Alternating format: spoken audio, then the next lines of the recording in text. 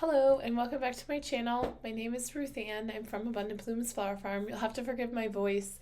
I feel pretty good. I'm just trying to recover my voice. But other than that, welcome back. I am so excited about today's video. Today we're going to be talking about how to make your first florist connection. So how do you even go about selling to your very first florist?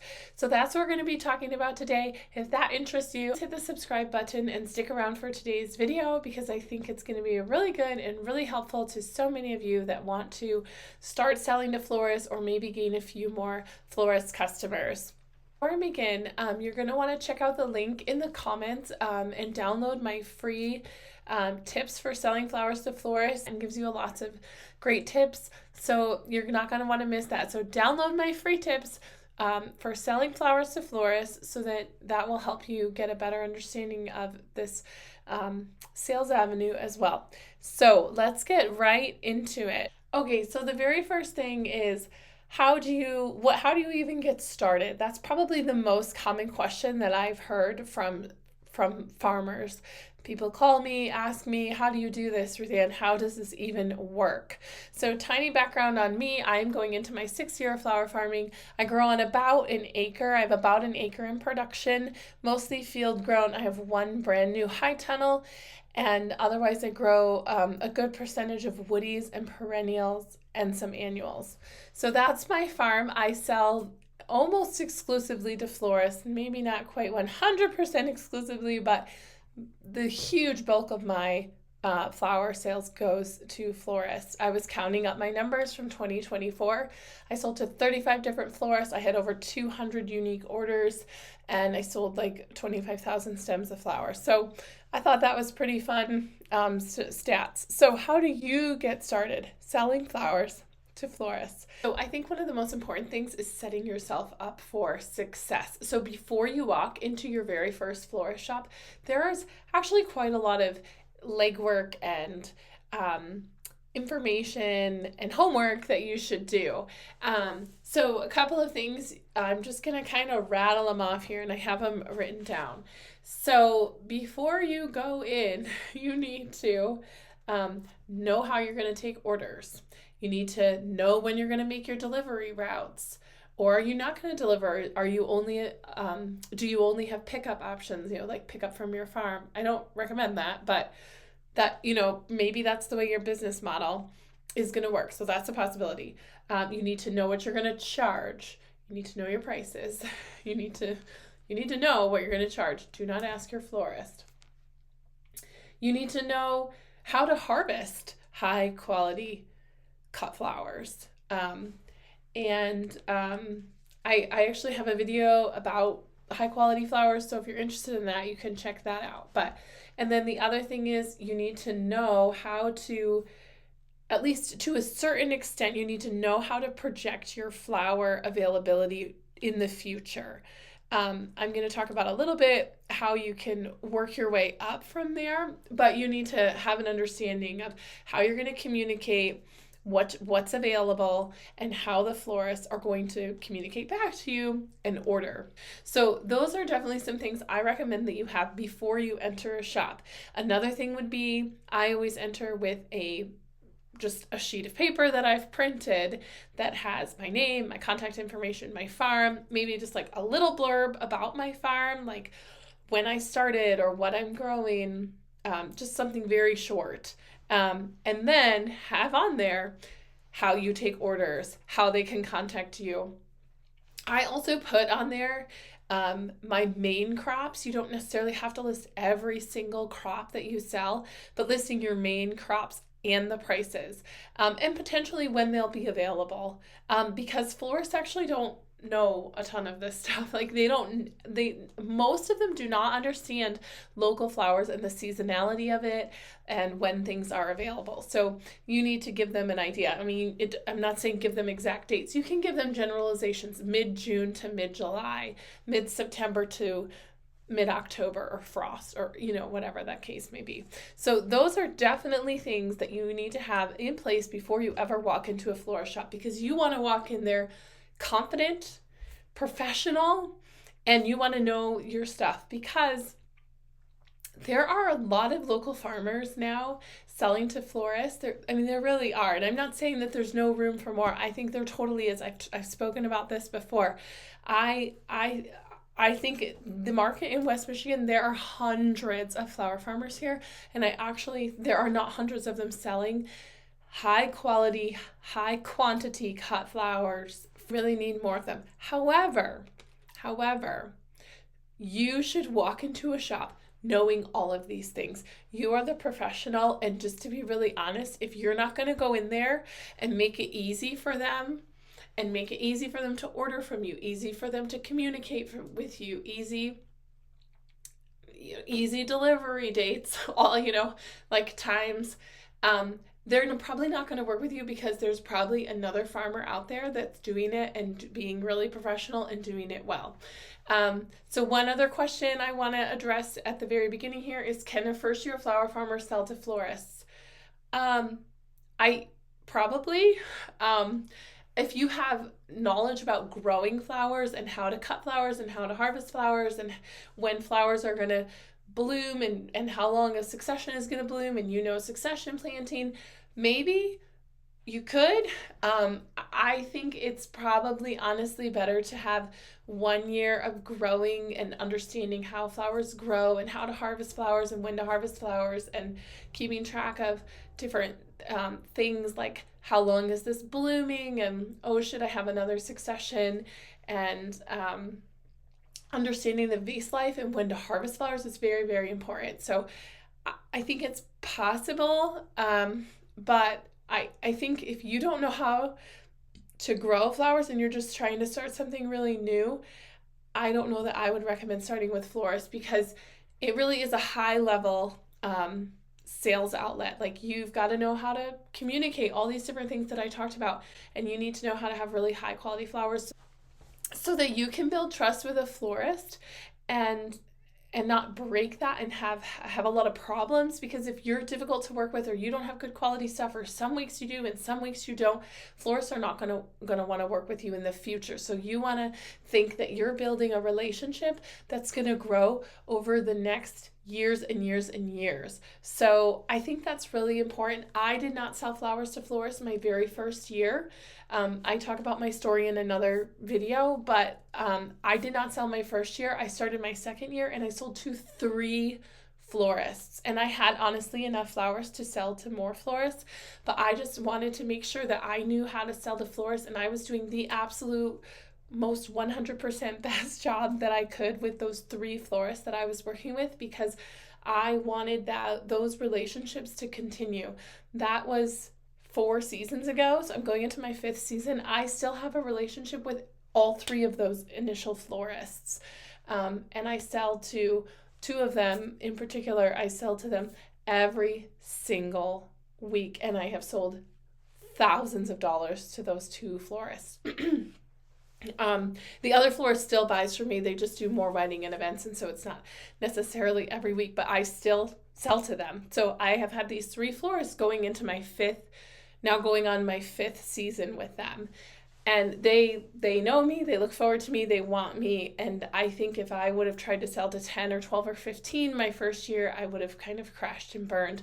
I wouldn't have had enough availability for one, or, etc. So I really think there's a lot of value in at least having 1 growing season under your belt. Or, like I said, if you have a lot of experience growing flowers, like really understanding growing the cutting garden flowers, and then maybe, you understand the flowers enough to do sales to florists your very first season.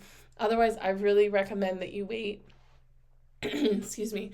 I really recommend that you wait until your second year and start really slow. And then from there I built. And this past season I sold to 35 florists. So it's good to start small and grow slowly than to go too big and have major problems. So I just want to say that I know everything that I just rattled off about pricing and having an availability and knowing how to take orders and all that stuff.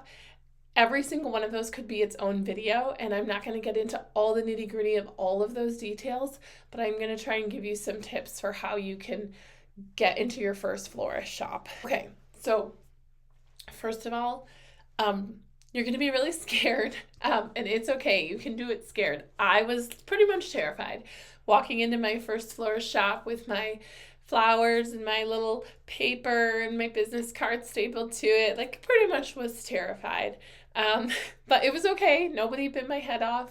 And like I said, I still have a really great connection with that particular florist. So how can you have success right out of the gate? Well, there's a couple things that you can do. I really think you follow this formula, you're going to have success. So I looked online at the florist, right? So I look at their website. Do they look like they're a good fit for you? Do they use only imported flowers from Ecuador and South America? Or do you see things like cosmos and dahlias and other local flowers in their designs and in their shops? Do they advertise that they use local flowers? Are they concerned about sustainability? So you can get an idea of their shop. You can always visit the shop in person and scope it out. That's not a bad idea at all. That actually will give you probably the best understanding of the shop. And so you can go and check out what you see on their shelves and you can check out what you see in their cooler and just how their shop looks. And that is going to probably give you the best idea. So just kind of incognito, go spy them out in the off season. So you've scoped it out, you feel comfortable that this is a good connection. So now what do? Here's what I do. Now, I must say, not everybody does this. I've heard other people say, don't do it this way. This is what I did. This is what worked for me and has worked for me. So this is what I did for my first florist. I waited until the season was started and I had flowers and I had lots of flowers and I brought samples of flowers. So I went into the shop with samples of flowers in my arm. Important note, you need to have your samples bunched like you would sell them. So you've got 10 stems. All of your flowers are the same height. All of your stems are the same height. They're tall. They're at least 18 inches. They're rubber banded and they're bunched in tens, unless you're like having a specialty flower. But most flowers are sold in bunches of 10. Not everything, but most of them. So you're gonna want to have them standard like you would sell them. Don't have like 3 stems of zinnias or 3 sunflowers or 2 yarrow or whatever the case may be. If you're selling things in straight colors, like you have pink snapdragons, have 10 pink snapdragons. If you're selling them in an assorted bunch, it's okay to have an assorted coloring. Like for my yarrow, I do a Colorado mix and they're assorted. So I'm going to bring them an assorted color of flowers, right? So you want them exactly like you would sell them. And you want to be generous. I probably went in there with at least 6, if not 7 bunches of flowers. So yeah, that's like at least $100, or close to $100 worth of product. I never thought any of those things were a waste of money. And I must say, like these first 3 florists that I worked with my very first season, all of them are still my customers. I also have customers that I've done this with and gone to different florist shops, and it hasn't really worked out very well. So I'm not guaranteeing that every single one of these are going to work for you, and some florists are not going to be the best fit for you. But I have never considered it a waste of money, even to go into a shop and give my samples and then have that shop really not work out for me. Also to clarify, I am talking about brick and mortar florists. I'm not talking about showing up at a designer's literal door of their home and knocking on it. Most of them work out of studios in their home. I would not recommend that. But go to a retail shop that has open hours and you're going when the store is open. Recommendations for when to go: I would go on a Monday or a Tuesday morning. Don't go at the end of the week. They get much busier with weddings and events at the end of the week. So go on a Monday or Tuesday morning. I deliver on Tuesdays. I brought my samples on a Tuesday. I think that just makes a lot of sense. Okay, so you've got your samples, your beautiful flowers, and you're so excited about them, and they're conditioned properly, and they're all cut at the same height, and they look beautiful. So you're feeling really confident because you've got your beautiful flowers. Now here's what you need to do. You need to walk in and you need to say, hello, my name is, whatever your name is. So, hello, my name is Ruthann. I am a local flower farmer, and I was wondering if I could talk to the person who orders flowers. I'm serious. Like, say those words. Say, I would like to talk to the person that orders the flowers. You could say, or you could say, my name is Ruthann. I'm a local flower farmer. I have some samples that I brought. I was wondering if I could talk to the person who orders the flowers. So you got to talk to the right person. So try to connect with them. Again, bring your paper with a short information of who you are, your farm, your contact information, a list of the flowers, and the prices. I would get a good email address and phone number for the person that orders the flowers, and just be really professional. You're the professional flower farmer. You're the professional florist. Now, don't expect them to give you a real commitment. I don't know that most shops really do that. They'll be like, oh, okay, that's interesting. Now I have left samples at a shop where the person that does the ordering wasn't there. That can work. It's not ideal. For me, I had childcare and I was there at the shop with the samples. I left them and my paper and I followed up later. Okay, so do not ask your florist what they will pay for something. Do not ask them the price. You need to know the price of your flowers, and you're the professional. So again, I'm going to get very briefly into pricing, and I mean very brief. So I feel like this is the $1 million question. Everybody wants to know about pricing. Again, spoiler alert, I can't tell you the pricing and what to charge. I live in a different area than you. I have a different community. I live in this cost of living bracket, not that. So I cannot tell you what to charge. However, this is how you learn what to charge.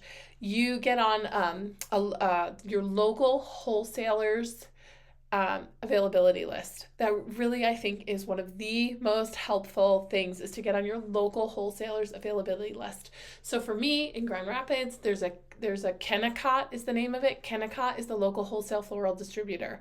So I have a Kennecott account. I have never bought one single thing from them, but I'm a business. I have an account. You can just say you might need supplies because they also have floral supplies, or you may need to supplement your farm's flowers or something like that. You're able to get an account. They will definitely, vet you and ask you for your EIN number and all that kind of stuff. But set up an account with your local floral wholesaler. And then I also have an account with Mayash, which does deliver to us from Detroit. And they're a national wholesaler, so you can get on their list also. So then you can see, okay, well, what does Kennecott charge for snapdragons? Well, you should probably be close to that pricing. And then you can often see, where are those flowers coming from? Are they coming from California? Are they shipping them from Ecuador or South America? And so it gives you an idea of the pricing for your area.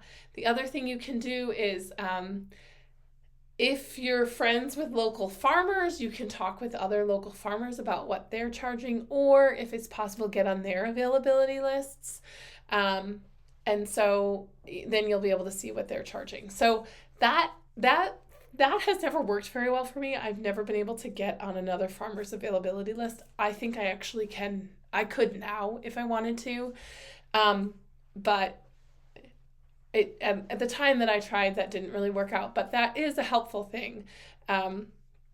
If you can have that, or talk to your other local farmers. So the other thing is, don't underprice yourself. Please, please, please. It's really unhelpful to anybody. Also, don't gouge the market.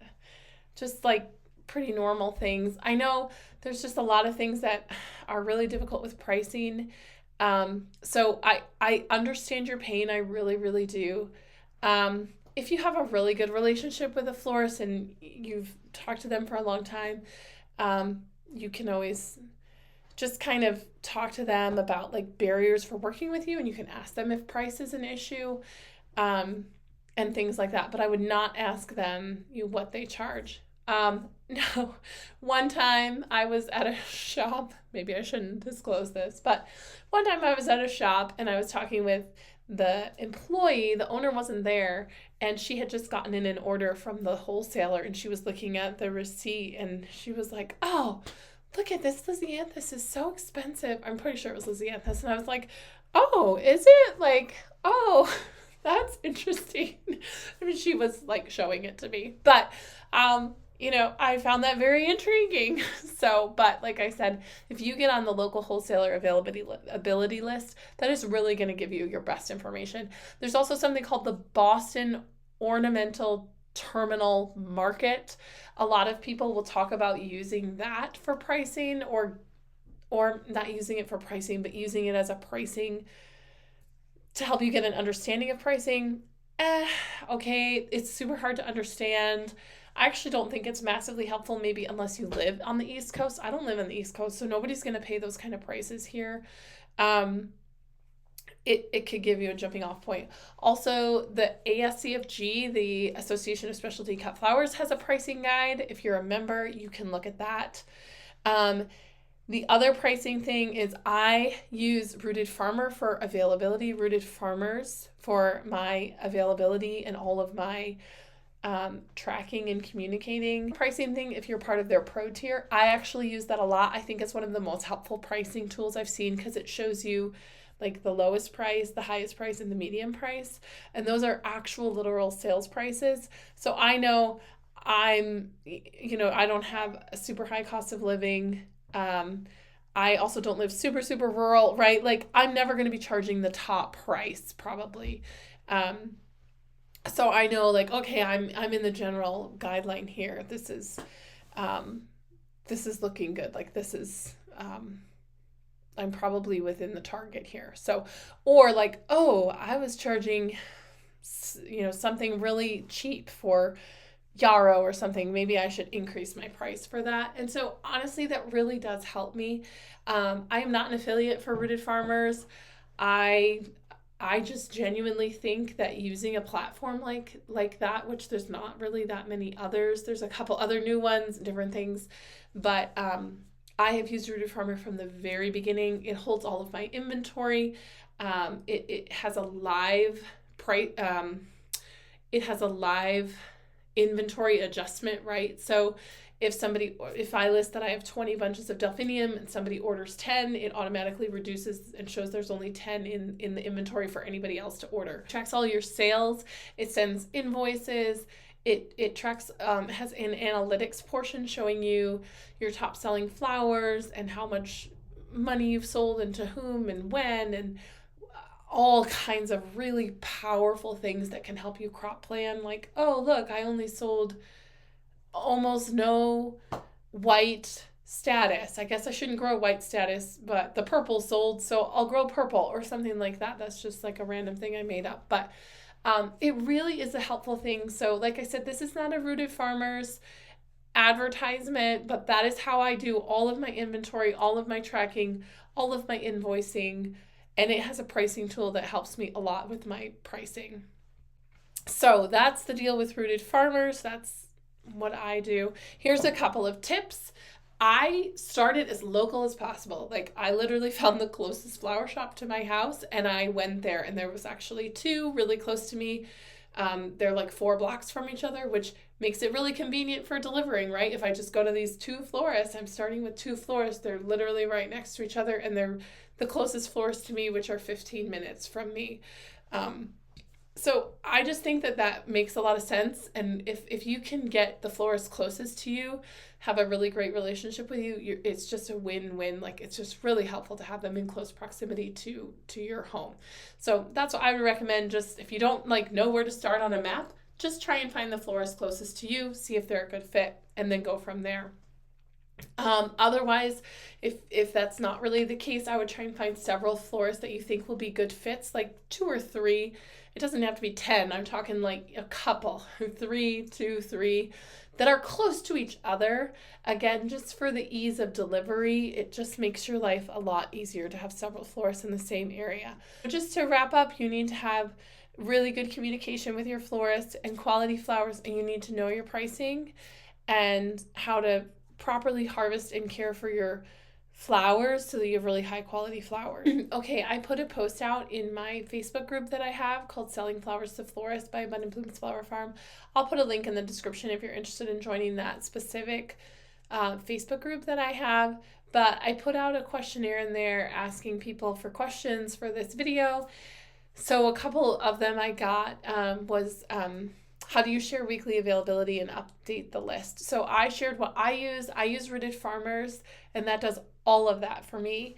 I know other people use a Google Doc, Airtable, which I really don't know anything about Airtable, but I know of a farmer that sells exclusively to florists, and that's what she uses. A lot of people use Google Docs.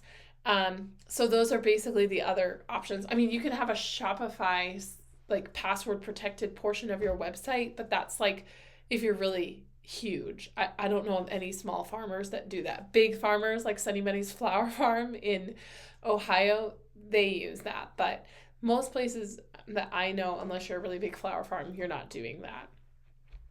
The other question was pricing. I think I've covered that.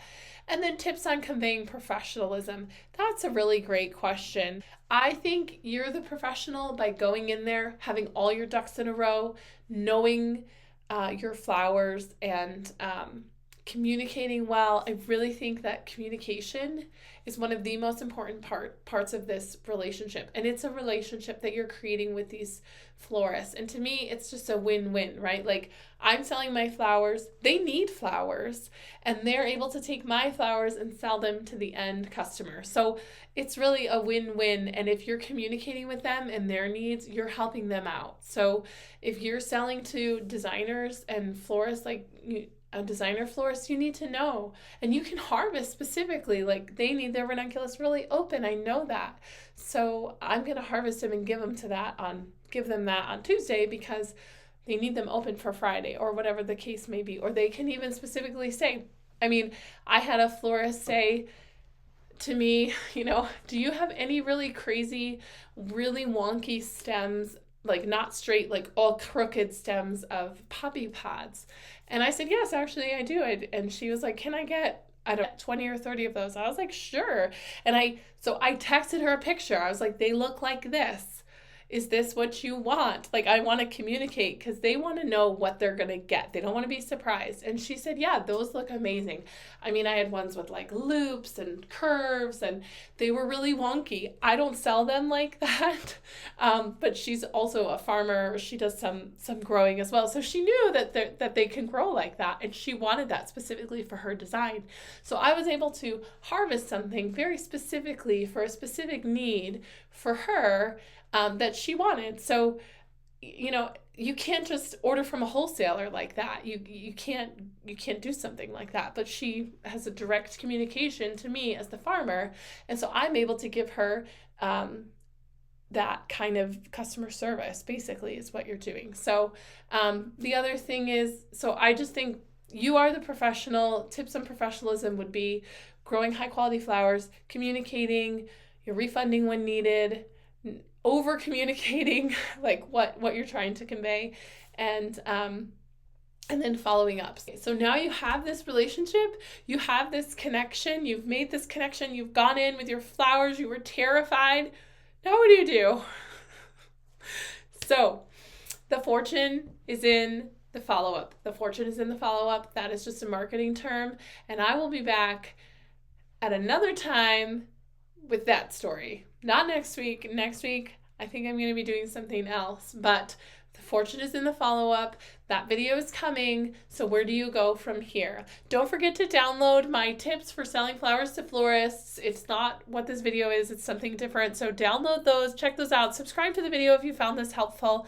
And I really hope that this gives you confidence to start thinking, if you've wanted to sell to florists and you have the capacity to do that, that this gives you the confidence to start thinking along those lines, in that stepping in that direction.